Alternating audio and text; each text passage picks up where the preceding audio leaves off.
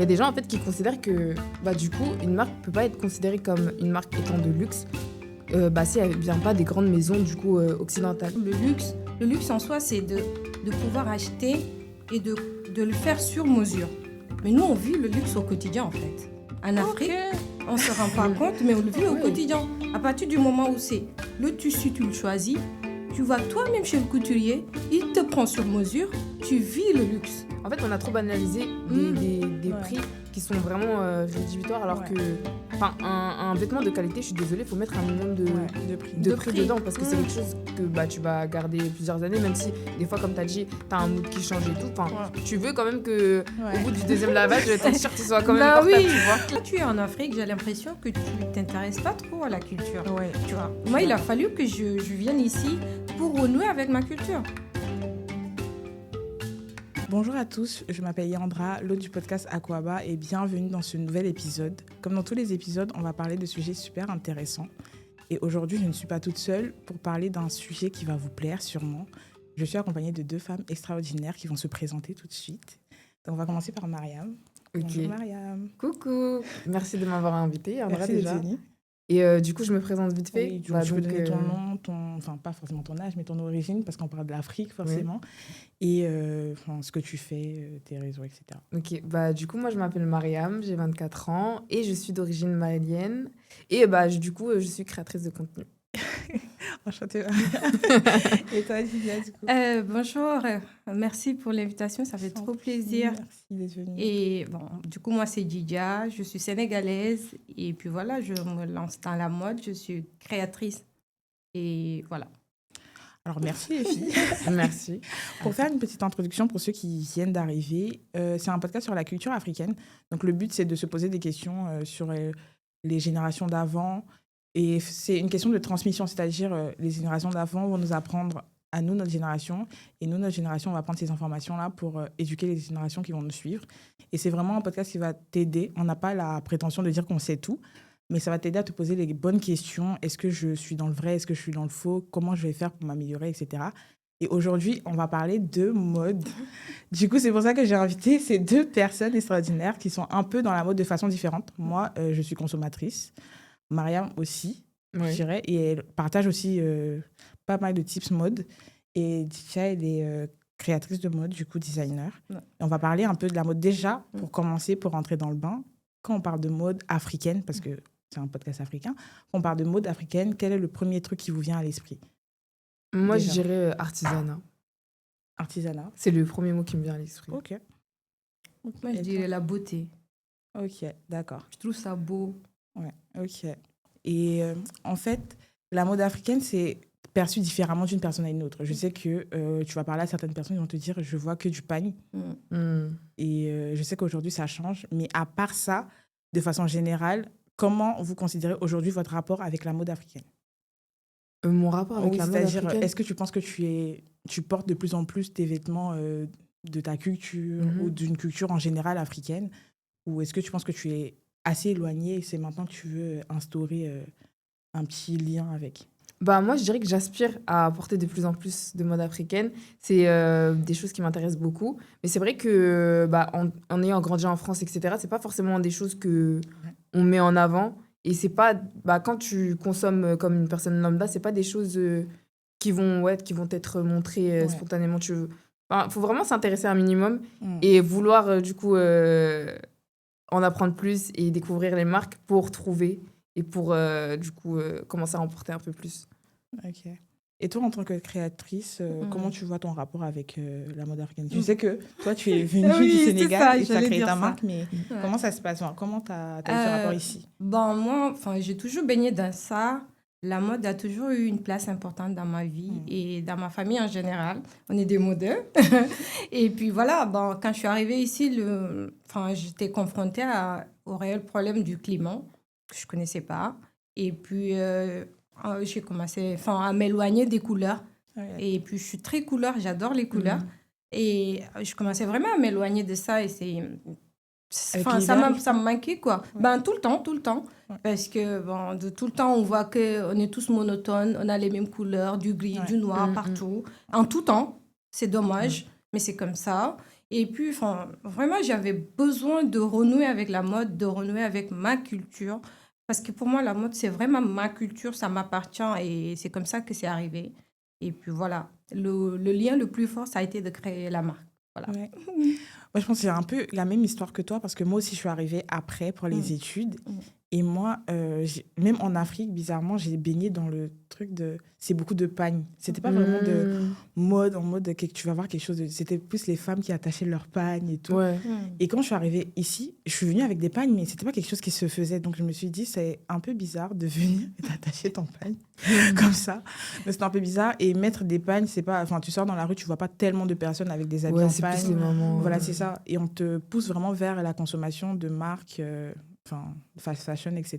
Mm. Donc, tu veux être un peu streetwear et tout, mais tu Ouais. ne penses pas à des marques qui viennent d'Afrique. Mm. Et donc, je me suis posé la question et je me suis dit, bah, c'est dommage, tu vois, de façon générale.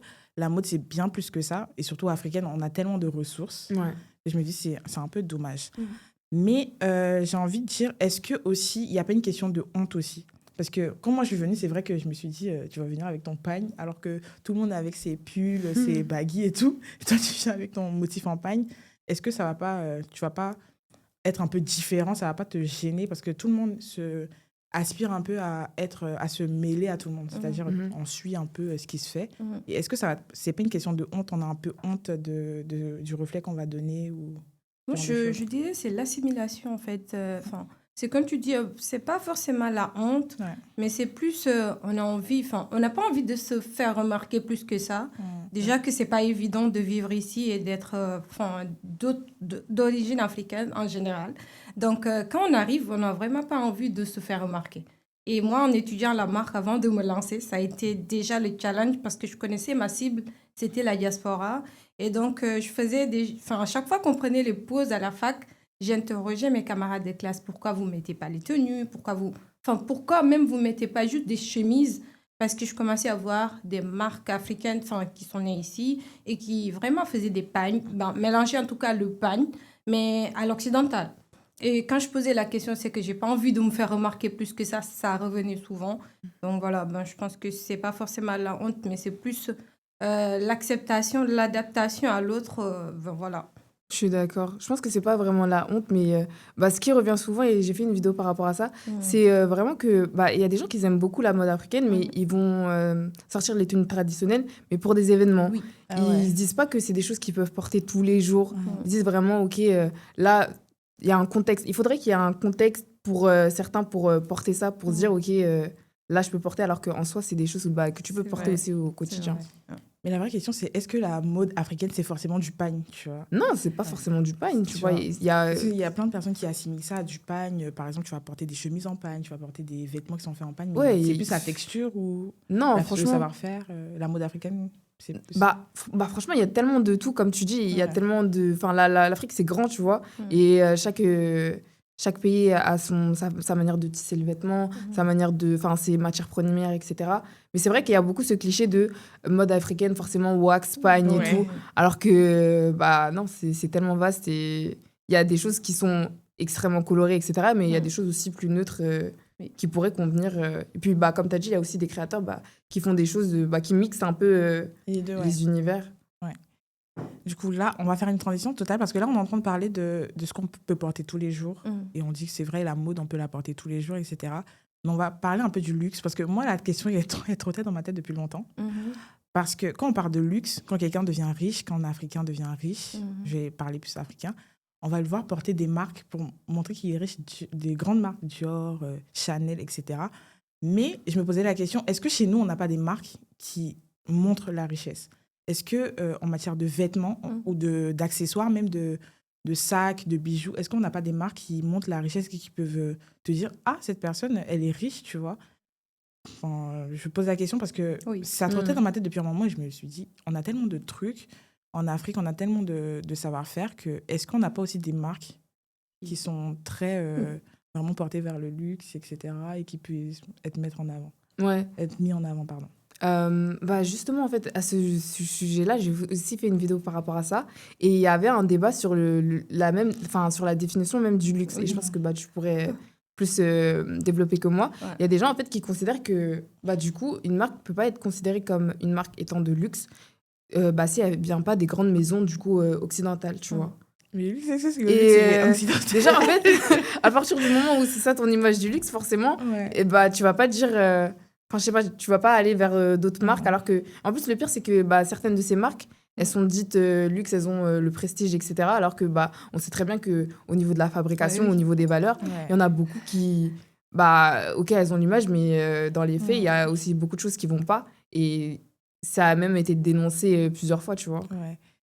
Après, il y a des marques aussi qui copient, on va dire, les savoir. Pas les Aussi, savoir-faire, on va dire les modèles. Oui. Parce qu'il y a des marques. C'était on quoi va là pas- Dior Mais le prix, il était vraiment. Peut-être je vais mettre ça quelque part dans la vidéo, mais vraiment, Ouais. j'étais un peu choquée. Ouais. Mais là, c'était censé être du luxe un peu. Mais toi qui connais un peu, tu t'y connais un peu en design et tout, comment tu vois la chose? Comment tu vois le fait que, comme Mariam l'a dit, le luxe n'est pas apparenté à une mode africaine en fait. Là aussi, ils ont l'habitude de freiner, de cacher les potentiels de l'Afrique. Mais si on redéfinit du coup le luxe en soi, c'est de pouvoir acheter et de le faire sur mesure. Mais nous, on vit le luxe au quotidien, en fait. En Afrique, on ne se rend pas compte, mais on le vit au quotidien. À partir du moment où c'est le tissu, tu le choisis, tu vas toi-même chez le couturier, il te prend sur mesure, tu vis le luxe.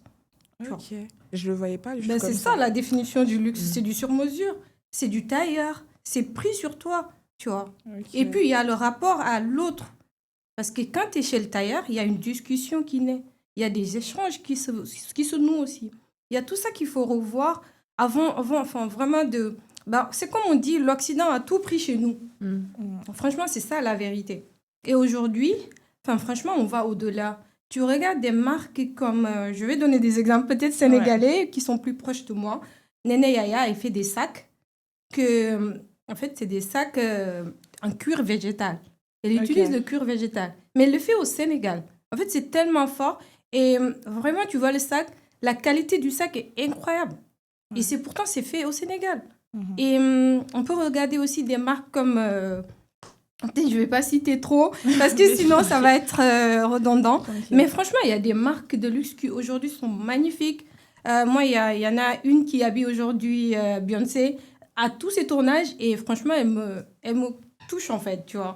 Parce qu'il y a le luxe. Moi, je ne suis pas dans le luxe, forcément. Je suis premium parce que j'ai envie d'habiller tout le monde. Aujourd'hui, mon combat, ce n'est pas forcément de faire du luxe. Mon combat, c'est de dire aux jeunes de la diaspora, les jeunes qui sont nés ici, parce que je suis maman d'une Française, finalement, tu vois, et j'ai envie que ces enfants-là adoptent leur culture, leur double culture, finalement. C'est ça, mon combat. Mais le luxe existe et il est beau, il est magnifique. Et tu peux porter... Quand tu prends du cuir et le pain tissé, là, tu es dans le double luxe. Tu vois ce que je veux dire? Le pain tissé, c'est artisanat, c'est du fait main. Nos artisans, ils font tout à la main et c'est transmis de génération en génération. Est-ce que c'est pas là le luxe en soi? Voilà. Ouais, c'est vrai que le luxe, on peut le voir de différentes façons. Et ça, mais j'ai envie de dire aussi que le fait est que, comme vous le dites, on a énormément de richesses chez nous, mais on n'a pas assez de visibilité aussi. Oui. Et la plupart des personnes qui parlent de visibilité, on va parler aussi à l'échelle internationale. Mais on dit à l'échelle internationale, mais j'ai l'impression qu'on parle plus d'Occident. C'est comme si... certains créateurs cherchent à se faire accepter et se mettre au même niveau que les marques de luxe qu'on connaît générales comme Dior, etc. Mais j'ai envie de dire, est-ce que ça va pas ternir un peu leur façon de travailler? Est-ce que le fait d'essayer de se comparer à ces marques-là, ça va pas on va dire, ça va pas freiner ta créativité et tu vas pas te mettre au même standard qu'eux pour essayer de plaire à tout le monde? Est-ce que c'est pas dénaturer un peu le travail qu'ils sont en train de faire? En fait, moi, je pense que le problème, c'est qu'il y a certaines personnes qui pensent que pour gagner en légitimité, il y a forcément ce truc où tu dois aller en Occident et te faire valider par, du coup, ces organismes-là. Et c'est même pas que dans le luxe, même dans le cinéma, tout ce qui est Oscar, etc. On a vraiment ce truc aussi de... En fait, pour être validé, il faut qu'il y ait cette personne, ce groupe de personnes qui disent « Ok, toi, t'es validé. » Alors que, en vrai, comme t'as dit, t'es pas obligé de passer par là. Et puis, après, c'est vrai que, du coup... Il y a beaucoup de marques qui sont invisibilisées parce qu'elles ne jouent pas le jeu de forcément aller vers ce genre d'organisme. Mais c'est un parti pris. Et de toute manière, je pense que le talent et le travail, au fur et à mesure, ça va forcément rayonner d'une manière ou d'une manière ou d'une autre. Et puis, de toute façon, on voit aussi qu'il y a aussi cette tendance de « Ah, maintenant... on sait très bien, comme tu as dit tout à l'heure avec l'exemple de Dior, depuis la nuit des heures, en fait, on a tellement de trucs. En fait, on sait qu'on a plein. Et puis, en plus, le truc qui me chagrine un peu, c'est que j'ai l'impression qu'en tant qu'Africain, on sait qu'on a énormément de choses à apporter. Mais au lieu de le mettre sur la table, on préfère se faire valider ou passer par des personnes, c'est-à-dire un jeune qui est créatif, qui a énormément de talent. Au lieu de créer sa marque et faire sortir ce qu'il a à faire sortir, il va rentrer enfin, aller travailler avec un occidental, si je veux dire ça comme ça. En tout cas, une maison occidentale pour faire ressortir ce qu'il y a à faire ressortir. Mais ça va pas paraître comme le luxe africain, ça va paraître juste comme cette marque-là a fait sortir ça. Je sais pas si vous voyez ce que je veux dire. Ouais, je vois ce que je veux dire. Après, je pense pas que ce soit tous. Pas tous. Il y a quand même beaucoup qui passent pas par qui que ce soit et qui font leur truc. Mais c'est sûr que ça va moins vite quand tu sais que t'as pas de tremplin de visibilité plus que si tu le fais de ton côté tout seul. Mais ouais, c'est un parti pris, quoi. Mais est-ce qu'aujourd'hui, en dehors du fait que c'est vrai qu'ils passent pas par ils n'ont pas à se faire accepter, vu qu'aujourd'hui, ils acceptent plus le fait qu'ils sont talentueux, que la mode africaine, c'est la mode africaine, ils n'ont pas besoin de se faire valider par qui que ce soit. Est-ce que nous aussi, notre rôle en tant que, on va dire, africain, c'est pas de mettre en avant ces modes-là? Si, je suis d'accord. Mais comment? En fait, je sais que notre génération, on est très porté, comme on disait, vers des modes, on va dire, que tout le monde porte, des trucs que tout le monde porte, etc. Mais comment nous, à notre échelle, on peut vraiment, selon vous, en dehors des réseaux sociaux, etc., comment nous, à notre échelle et pour les prochaines générations, on peut amener des personnes à se rendre compte que la mode en général ou le luxe, ça peut faire partie de notre quotidien sans obligatoirement que ce soit, ça vienne de l'Europe ou autre. Comment on peut Mais je pense qu'il faut juste les porter, en fait. Il faut les porter parce que là, il y a des créateurs qui émergent de partout, que ce soit ici ou en Afrique. En Afrique, on se rend compte que ils sont incroyables, en fait. Ils sont talentueux. Ils reprennent ils font des choses que les gens ici ils s'imaginent pas encore, en fait, tu vois. Si aujourd'hui, les marques d'Afrique sont copiées, c'est qu'ils sont talentueux. Donc, après, il faut aussi que nous aussi, on commence à porter nos tenues, à porter nos matières et surtout à porter nos couleurs. Parce qu'on nous a vraiment endormis sur le fait que, voilà, les couleurs, il faut l'adapter en fonction des saisons. Et en y regardant de plus près, on se rend compte que non, en fait. Non, on nous a façonné le collectif avec une vision collective il faut vivre parce qu'ils nous ont marqué les choses comme ça, il faut les faire comme ça, mais pas forcément, en fait. Il est temps que nous aussi, on ait une vision de notre propre culture et de notre propre histoire, en fait. Ouais, je suis d'accord. Et je dirais juste pour rajouter qu'en soi, c'est pas si compliqué que ça et t'es pas obligé de sortir en full ton origine, full ta culture. Il suffit d'un petit détail de chaque jour, tu vois. Genre, comme par exemple, tu vois, les accessoires, le maquillage. Il y a certaines personnes, elles font un maquillage de leur ethnie. Ça peut être vraiment des petites choses de ton quotidien. Et petit à petit, tu construis ton style comme ça. Donc, t'es pas obligé de rentrer dans un cliché, entre guillemets. Est-ce que, selon vous, les bijoux sont pas plus facilement acceptés et plus mis en valeur que les vêtements en tant que tels? Parce que les bijoux, en soi, aujourd'hui, je vois énormément de personnes mettre des bijoux avec les motifs africains, etc. Et je vois aussi des sacs. Mais est-ce que ça, c'est pas plus accepté que les vêtements? Je suis d'accord, je vois plus aussi. Après, je dirais aussi peut-être pour la facilité de porter ce genre de choses, mais ouais. Et toi, oui, complètement. Les accessoires, c'est plus facile à adapter. Mais je pense aussi que c'est là où nous, en tant que créateurs, on a tout à faire. C'est qu'il faut vraiment adapter le style au style des jeunes. Tu vois ce que je veux dire? Nous, dans nos créations, on doit s'adapter à leur style quotidien.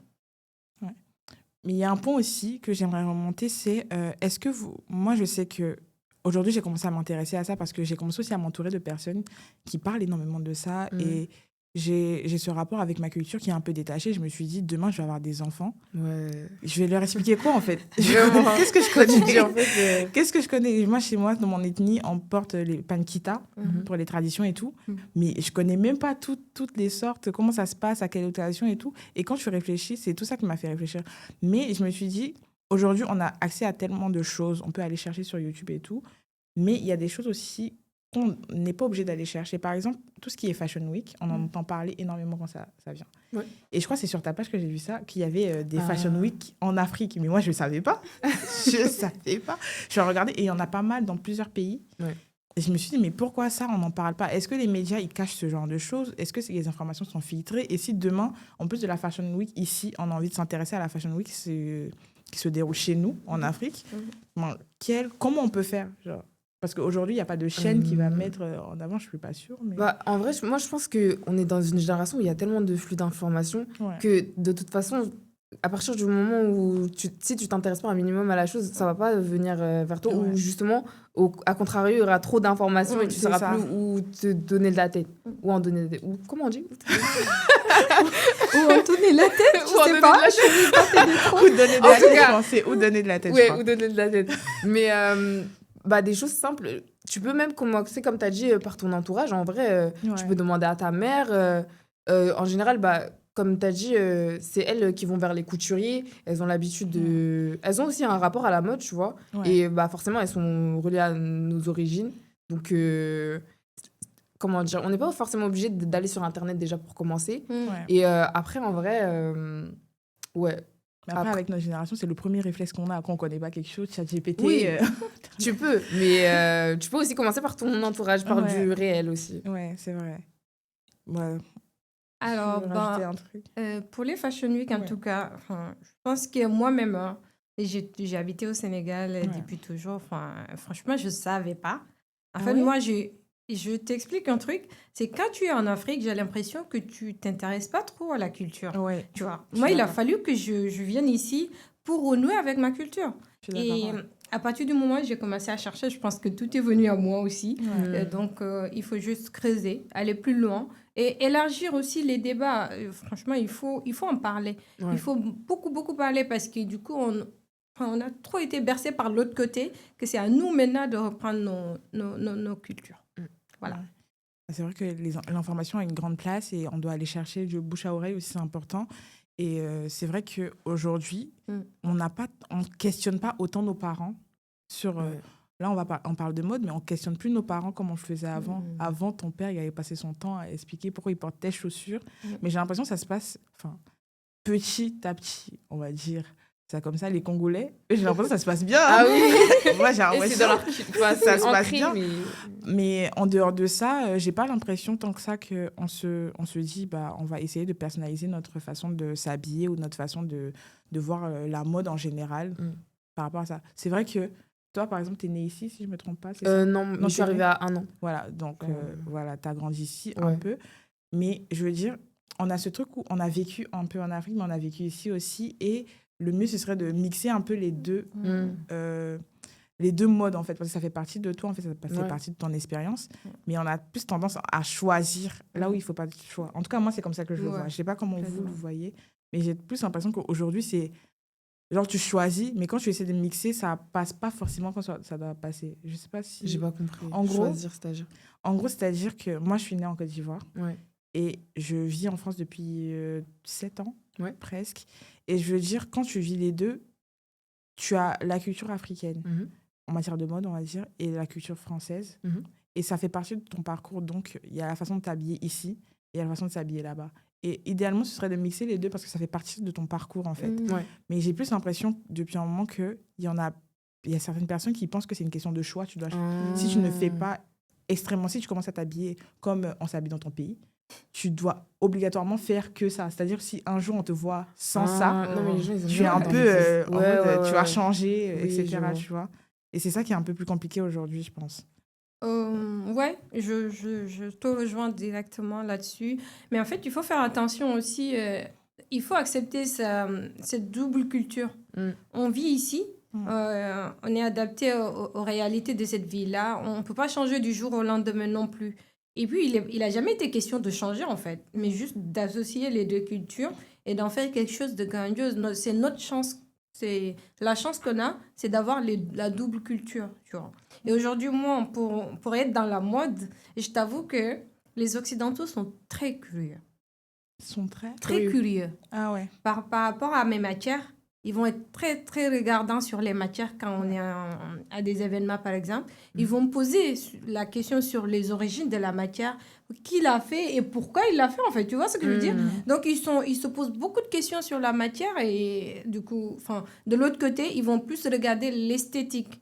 Et c'est là où il y a la différence. Donc, Je pense que là aussi, c'est la question de la culture. Il faut beaucoup communiquer, il faut beaucoup en parler. Et surtout aussi, ne pas offusquer les gens du premier coup. Ah ouais, toi, tu n'adaptes pas ta culture. C'est que t'es pas le bon, en fait. Il faut qu'il y ait un échange, mais que voilà, ce soit plus une forme d'éducation, tu vois. Parce que tout le monde n'est pas forcément prêt non plus. Ouais. Voilà. Et du coup, de façon, j'ai envie de dire générale, est-ce que, enfin, la mode aujourd'hui, elle change tout le temps. Oui. J'ai envie de dire, elle change tout le temps. Et dans ce que tu as dit, c'est mon côté RSE qui va parler. Oui. Dans ce que tu as dit en termes de culture. Ouais. Moi, je suis en RSE en développement durable et c'est quelque chose qu'on voit beaucoup dans le textile, de la chaîne de valeur, comment ça se passe, etc. Et c'est vrai que on voit beaucoup aujourd'hui dans les sites sur les sites de fast fashion, et tout ce qui est luxe, on va voir leur façon de créer n'est pas forcément éthique. Et c'est ça qui diffère aussi avec nos façons de créer, parce que c'est très basé sur des matériaux très sains, très durables, etc. Donc, dans quelques années, pourquoi pas, la mode africaine sera peut-être la référence en matière de mode durable. Je ne sais pas, je me lance dans ce débat-là. Mais je pense aussi que c'est ça qui fait qu'aujourd'hui, on a un regard précis aussi qui explique aussi la curiosité, parce que la mode durable intéresse aujourd'hui beaucoup de personnes. Oui. Parce que tout ce qui est Ouïghour, on en a entendu parler, ça n'intéresse plus personne parce que c'est horrible, quoi. Regarde, on a eu Shein à LVMH, ça a fait un débat, je crois que tout le monde a vu, tu vois. Donc aujourd'hui, je pense que c'est un critère assez important. C'est pour ça que les gens sont assez regardants dessus, je pense. Donc oui, de façon générale, donc, les médias ont une importance extrême. Et aujourd'hui, en dehors des médias, nous-mêmes, on a en tant que consommateurs, je veux dire, je pense qu'on a une place assez importante aussi pour, on va dire, divulguer ou plutôt partager ce genre d'informations avec les autres. Et j'ai envie de vous poser une question. J'ai envie de vous dire, selon vous, aujourd'hui, si on vous disait dans un monde idéal, dans 10 ans, c'est quoi votre rêve par rapport à la mode africaine? Genre, dans 10 ans, on vous dit, imaginez comment vous voyez la mode africaine à l'échelle peut-être juste Afrique ou mondiale, comment vous voyez la mode africaine? Genre, votre perfection, si demain, dans 10 ans, il devait avoir un changement drastique, comment vous verrez la mode africaine? Oui, je laisse Myriam répondre. Alors, idéalement.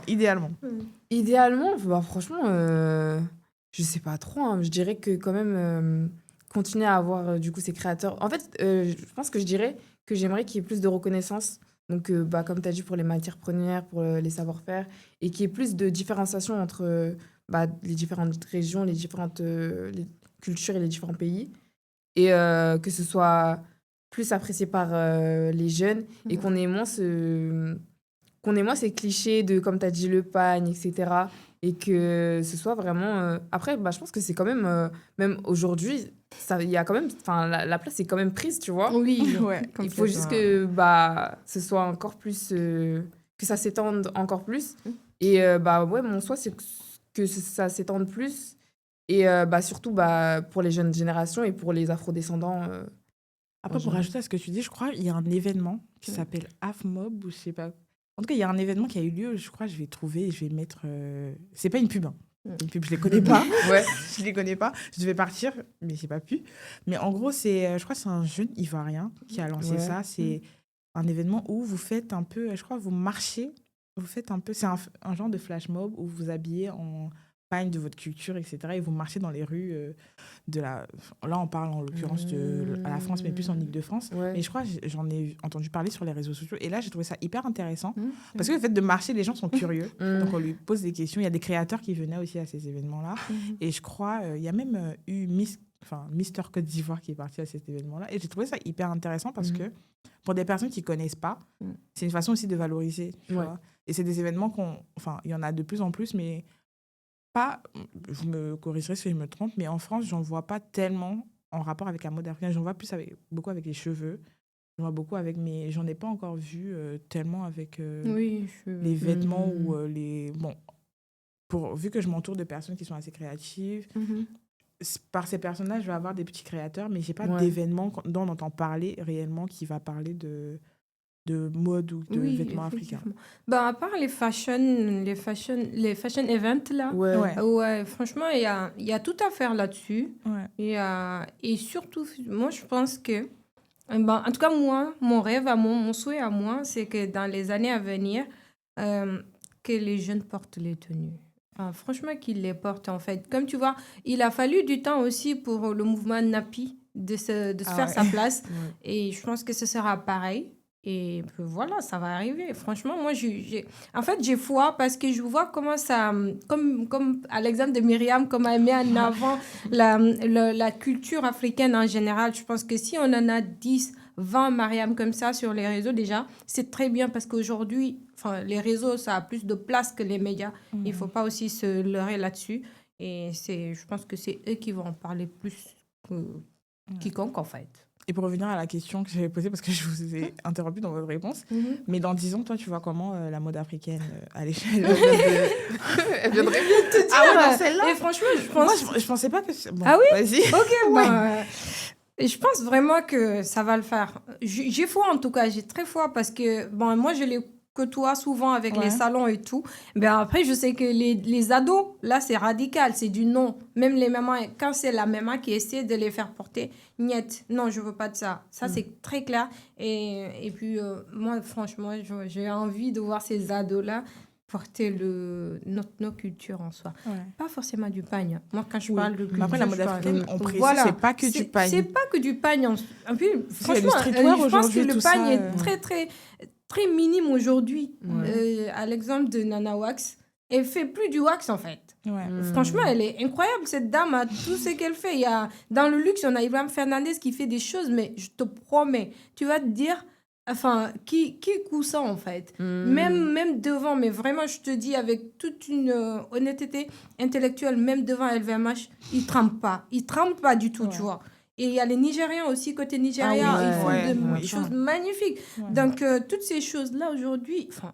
Mais c'est quoi le problème? Pourquoi on les porte pas, en fait? C'est quoi ce complexe qu'on essaie de nourrir à n'en plus finir, tu vois? Quand tu dis réticence des ados, tu dis de la diaspora ou en Afrique? Non, la diaspora ici. En Afrique, franchement, ça prend forme. Moi, je le suis. Petit, même avant, par exemple, moi, je sais que si je donne un exemple concret au Sénégal, c'était plus les vendredis qu'on portait nos tenues. Mais aujourd'hui, cette jeune génération, mais franchement, je les vois sur les réseaux, je suis éblouie, en fait. Et je les vois au quotidien aussi.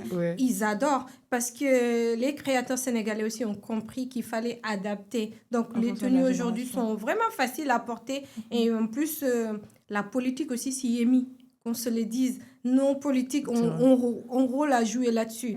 Quand je regarde aujourd'hui les politiciens sénégalais, comment ils sont habillés dans les débats, notre première dame sénégalaise, elle ne porte que du... Nene Yaya, par exemple, les sacs, elle a propulsé la marque depuis qu'elle est arrivée. Tu vois, c'est toutes ces choses-là dont on a besoin aujourd'hui. Même dans le sport et tout, avec la CAN, là. Eh ben voilà, j'étais tellement contente. T'as vu?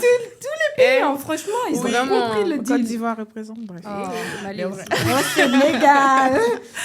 C'est vrai que ça se fait de plus en plus. On voit ça sur plein de célébrités aussi, parce que les célébrités, ça joue. Et j'aime beaucoup. Par exemple, moi, je sais qu'il y a une marque ivoirienne d'accessoires qui est venue en France. Oui. Et moi, j'avais envie de partir. J'ai pas eu le temps encore, mais je vais partir. C'est Ali Watts. Oui. Ali Watts qui est venu en France, mais j'étais trop contente de voir comment on lui a donné de la force. Pendant quelques semaines, je crois que c'est 2-3 semaines, ça a ouvert maintenant. Il y avait plein de monde, tout le monde faisait sa pub, tout le monde en parlait. Et j'ai trouvé, en gros, le courage qu'elle a eu de venir déjà.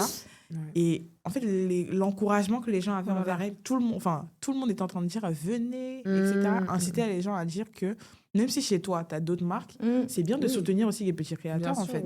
Ça vient de chez toi, quand même. Tu vois. Et j'ai eu un de ces sacs pour mon anniversaire. Je peux vous assurer que c'est de la marque, en fait. Tu sens que c'est bien fait et tout. C'est trop bien, c'est ça. Donc, Et j'étais trop contente, tu vois, elle est arrivée, elle ne s'est pas implantée n'importe où, en fait. Elle a choisi au cœur de Paris, en fait. Je suis à côté des grands, en fait. Regardez-moi, quoi, tu vois. Ça fait trop plaisir, c'est ça qu'on veut aujourd'hui. C'est ça, souvent aussi, il faut choquer les gens. Faut se dire en fait, si tu penses que tu es à ta place quelque part, montre-le, en fait. Ne te fais pas petite parce que tu dis que comparé à telle marque. C'est ça qui nous freine aussi, le fait de se comparer à telle ou telle. Donc, je pense qu'elle a très bien fait de venir s'implanter là. Très, très bien. Vraiment. En plus, le courage, je répète, le courage qu'il faut à quelqu'un pour venir là, non, mais c'est incroyable. Vraiment, c'est incroyable. Là, tu parlais des ados tout à l'heure. Tu disais que aujourd'hui en Afrique, ça se fait de plus en plus, mais dans la diaspora, c'est un peu différent. Mhm. J'ai envie de dire, demain, vous rencontrez un adolescent ou un jeune qui ne connaît pas grand-chose à la culture africaine. Je crois que vous l'avez un peu dit tout à l'heure. Mhm. Mais quel est le premier conseil que vous allez lui dire? Il faut commencer par quoi? Toi, tu avais parlé de l'entourage un petit Ouais, peu. l'entourage. je dirais. Mais à part ça, il faut commencer par quoi exactement? Enfin, vous aviez parlé un peu des parents, etc. Mais quel est le premier conseil vraiment que vous allez donner à part ça? Je sais que Mariam, elle avait dit les parents et l'entourage. Moi, je rejoins Mariam là-dessus. Je pense que les parents ont un rôle énorme à jouer. Et je dirais aussi à ses enfants, juste essayer en fait. C'est Avec ça, en un fait. petit truc. Faut pas se prendre Ouais. la Il tête, faut en pas vrai. se prendre la tête. Ouais. Enfin, moi, je sais que j'étais pareil. Hein. Mm. Et j'avais du mal avec le boubou. J'ai jamais aimé ça. Parce que j'étais petite, tu vois. Ouais, Oui. Et on nous a toujours fait croire que le boubou, c'était pour les grandes personnes. Ouais. Donc, est-ce que c'est de ma faute? Non. C'est encore là. Le discours est là, Mm. tu vois. Mais sinon, il faut juste essayer. Avec de petites pièces, juste un petit truc. Aligne le pantalon, par exemple. Prends un pantalon que tu as vu chez un créateur et associe-le avec ton suite. Et ça passe, en fait, tu vois. Il faut juste essayer. Je suis Et d'accord. c'est avec ça... C'est avec ça que tu vas évoluer, Voilà. c'est avec ça que tu vas juger, en fait. Je pense que c'est assez différent d'une personne à une autre, surtout d'une personne qui est née ici. Parce qu'en Afrique, forcément, de temps en temps, on va te faire porter ces tenues-là. Pour les mariages, vous allez commencer à coudre des tenues, etc. Mais ici, je pense que le rôle du parent est super important. Ouais. Parce que si ton enfant, tu lui apprends pas à faire ça quand il va grandir, c'est pas maintenant que tu vas venir lui dire faut obligatoirement porter ça, tu vois. Donc je pense que déjà, le rôle des parents ici, il est assez difficile, c'est un rôle clé en fait. Oui, Parce qu'en Afrique, on va t'apprendre ça. Comme tu disais, quand on était en Afrique, on ne voyait pas forcément la valeur de certaines choses de notre culture. Et quand tu viens, que tu es éloigné de ça et tu vois que d'autres personnes connaissent pas mal sur leur culture, tu es en mode, il y a quelque chose qui me manque. Donc tu vas chercher.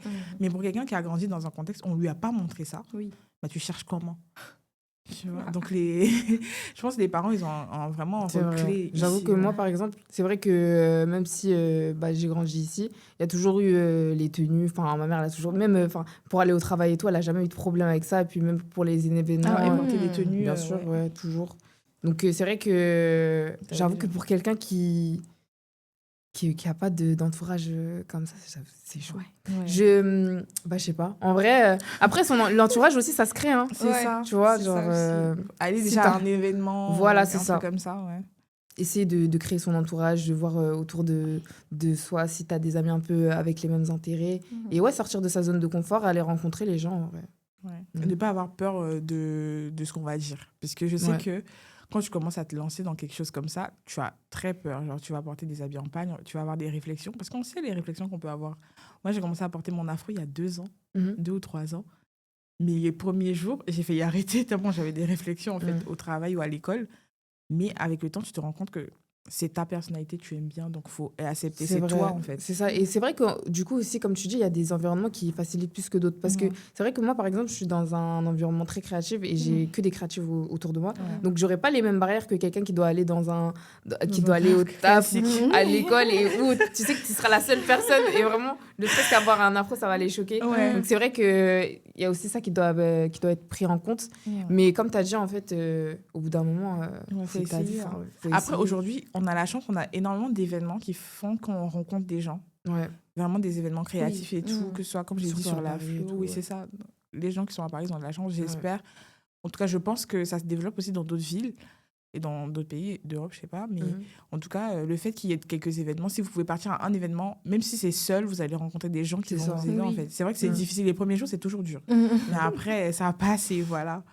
Donc voilà. Maintenant, pour aider ces personnes-là, toujours, ou même des personnes lambda comme moi qui ne connaissent pas tellement de marques, est-ce que vous avez des marques préférées ou des marques à conseiller pour des personnes qui nous rejoignent et qui ont envie d'en savoir plus sur ce genre de mode, on va dire? Est-ce que vous avez des marques phares, quand vous les voyez, vous les conseillez absolument? Après, moi, je ne suis pas une professionnelle non plus. Oui, bien sûr. Mais des marques qui te plaisent, qui peuvent peut-être plaire à d'autres personnes. Oui.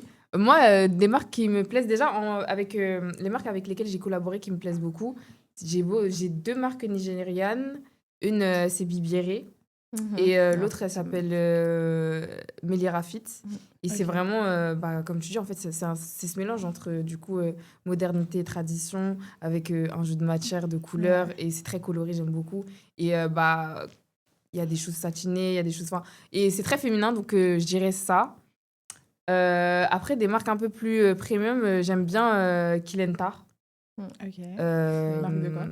c'est une marque, je crois que c'est nigérien aussi. Oui, c'est Et nigérien. justement, elle a cette double culture parce qu'elle est, elle est britannique et Ok. nigériane et elle fait ce mix. Et elle était Entre les justement deux. dans les Fashion Week de Londres, je crois. Oui, c'est ça. Donc voilà. Ok, merci pour les marques, j'ai noté. De toute façon, tout ce qu'on est en train de dire, je vais faire un petit doc où je vais tout mettre, les adresses, les noms, etc., pour que vous puissiez aller checker et avoir toutes les informations pour s'éduquer, parce qu'on s'éduque, on se pose des questions, etc. Donc, et toi, est-ce que tu as des marques à nous conseiller, à nous présenter? Est-ce que c'est bien si je dis la mienne? Oui, mais bien sûr, je ne pensais pas. C'est là pour ça. C'est la première chose. Franchement, C'est la première chose que tu dois dire. Oui, donc, je pense, en tout cas, moi, je fais l'effort d'adapter ces doubles cultures-là. Donc, je pense que, ouais, allez voir un peu ce que je fais. oui, bien sûr, je vais Gigi mettre Wax, tes contacts et tout. Après, je sais, j'ai été très souvent remarquée aussi par les afro-descendants. Ouais. Je te cible, Mariam. Mais, ils m'ont dit souvent pourquoi le wax. Enfin, le wax, c'est pas nous. Et ça, je pense qu'il faut aussi le souligner. Il n'a jamais été question de s'éloigner de tout. Oui. Tu vois. Et d'ailleurs, à l'exemple de ma page aujourd'hui, je fais de moins en moins de wax. Et c'est pas que je suis contre le wax, mais parce que je suis en train d'évoluer sur ce qui me plaît à l'instant T, tu vois. C'est ça aussi la création, c'est pas se figer. Donc, sinon, mais franchement, j'ai un exemple de marque, mais je parlais plus d'accessoires peut-être. Elle fait des sacs. Je suis une jeune créatrice aussi comme moi. Mais franchement, ces sacs sont incroyables. Tirawa. Elle est aussi d'origine ivoirienne. Elle fait tout en Côte d'Ivoire. Et elle galère avec la logistique, mais elle tient. Parce que nous, notre plus grand problème aujourd'hui, c'est la logistique des deux côtés. Donc, mais elle tient, mais c'est sa troisième, je pense qu'elle est à 5 ans de création. Et elle le fait tellement bien, franchement, allez la soutenir. C'est ça, qu'en plus, c'est accessible. En fait, aussi, il y a ça aussi. Très souvent, les marques, le problème, c'est que c'est trop cher. Ouais. Et nous, on cible les jeunes. Et aujourd'hui, le pouvoir d'achat n'est pas extraordinaire non plus. Donc, il faut le dire. Il faut. Parce que si tu veux demander aux gens de s'adapter à la culture, de porter la culture, il faut les rendre accessibles. En vue de la fast fashion qui est là, si tu fais des prix exorbitants, ils n'ont pas les moyens. Il y a plus de facilité à aller vers la fast fashion, tu vois. Je suis anti-fast fashion, je le dis, je ne m'en cache pas. Mais en fait, il faut être aussi lucide là-dessus, tu vois. On ne peut pas leur demander un peu de trop. Et on est dans une ère de mode. On est tous des modeurs. Si tu me dis, vas-y, si tu le prends, tu vas le porter plusieurs fois. Mais c'est faux, en fait. J'ai envie de le porter. Peut-être je le porterai un mois. Mais au bout de 2 mois, je suis saturée. Je vis avec les réseaux. Les réseaux me montrent tout le temps des nouveautés. Tu vois. Donc, prenez aussi les petits prix comme ça. Voilà, Tirawa, elle en fait des choses magnifiques. Et il y a Jojo aussi, Création, qui fait de belles choses. Elle est incroyable. D'accord. Tu vois, merci. elles sont toutes ivoiriennes. Et puis voilà, allez-y voir sur leur page Insta, tout le monde se lance. Et franchement, il y a des jeunes qui font de belles choses. Ouais. Beaucoup plus même que les géants aujourd'hui, les grands noms, tu vois.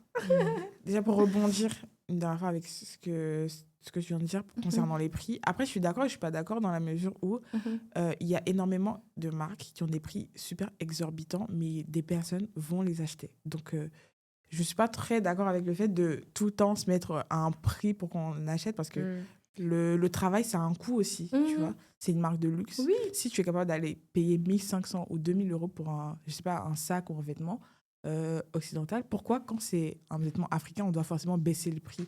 Ouais, je vois ce que je veux dire. Non, c'est pas dans tous les cas. forcément. Moi, je soutiens ce que tu as dit sur les coûts concernant la fast fashion. Là, je suis d'accord, mais en matière du luxe, je veux dire, il ne faudrait pas remettre en question juste parce que ça vient d'Afrique. Ah non, pas du tout. Ouais, c'est ça, c'est du luxe. Non. Mais sinon, je suis d'accord avec même au-delà de ça, comme tu dis, en fait, je pense aussi la fast fashion, ça a trop... en fait, on a trop banalisé des prix qui sont vraiment rédhibitoires, alors que... un vêtement de qualité, je suis désolée, il faut mettre un minimum de prix dedans, parce que c'est quelque chose que tu vas garder plusieurs années, même si des fois, comme tu as dit, tu as un mood qui change et tout.